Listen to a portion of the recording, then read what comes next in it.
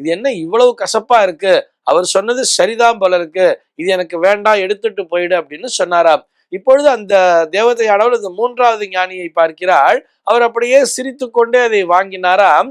வாங்கி அதனை முழுக்கவே அப்படியே பருகி விட்டாராம். முழுக்க முழுக்க அந்த கிண்ணத்தில் இருந்தக்கூடிய அந்த பழச்சாற்றினை முற்றிலுமாக அவர் பருகி விட்டார். ஃபுல்லா பருகிட்டு அப்படியே அந்த கிண்ணத்தை அந்த தேவதையிட கொடுத்துட்டு சிரிக்க ஆரம்பிச்சாராம். சிரிச்சுட்டே இருந்தாராம். இதை பார்த்துட்டு அந்த இரண்டு ஞானிகளும், அந்த தியானத்தில் இருந்த ஞானி கூட கண்ணை மூடிக்கொண்டிருந்த கூட கண்ணை திறந்துட்டாரா.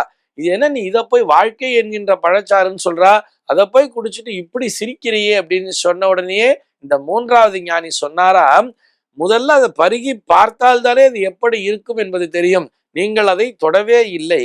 இவர் என்ன பண்ணார், லேசாக முதல்ல ஒரு வாயை மட்டும் வச்சுட்டு துப்பிட்டார், கசப்பா இருக்கு அப்படின்னு சொல்லிட்டு.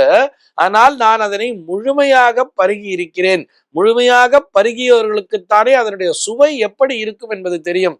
ஆஹா, என்ன ஒரு ஆனந்தம், எவ்வளவு நிம்மதியாக இருக்கிறது அப்படின்னு சொல்லிட்டு அவர் முழுமையாக சிரித்து கொண்டே சொன்னாராம். இதுல இருந்து நம்ம என்ன தெரிஞ்சுக்கலாம் சொன்னா, நம்மில் பலரும் இப்படித்தான். வாழ்க்கை அப்படிங்கிற ஒரு விஷயத்திற்குள்ள போகும் பொழுது இது ரொம்ப சிரமமா இருக்கும்னு சொல்லிட்டு அதை அனுபவிக்காமலேயே நிறைய பேர் சொல்லி கொண்டிருக்கிறார்கள்.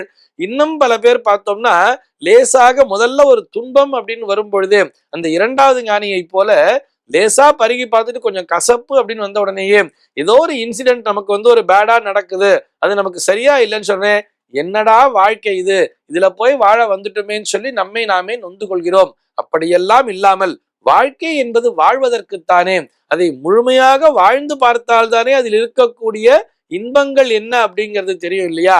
ஆக இறைவன் நமக்கு ஒரு லேசான ஒரு துன்பத்தை தந்தால் உடனடியாக வாழ்க்கையை நொந்து கொள்ளக்கூடாது.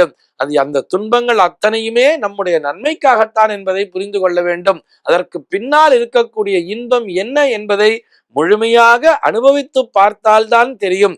லேசா ஒரு கஷ்டம் வந்த உடனேயே அந்த விரக்தியான மனநிலைக்குள் செல்லக்கூடாது. அந்த மூன்றாவது ஞானியை போல எப்பொழுதுமே சிரித்து கொண்டிருக்க வேண்டும். வாழ்க்கையிலே நமக்கு உண்டாகக்கூடிய இன்பங்களும் துன்பங்களும் அது அத்தனையுமே நாம அமைத்து கொள்வதுதான். ஆக ஒரு வாழ்க்கையை ஒருவன் எப்படி வாழ்கின்றான் என்பது அவனுடைய நடத்தையில் தான் இருக்கிறது, அவன் எப்படி அதனை கொண்டு போகிறான் என்பதில் தான் இருக்கிறது என்பதையும் புரிந்து கொள்ள வேண்டும்.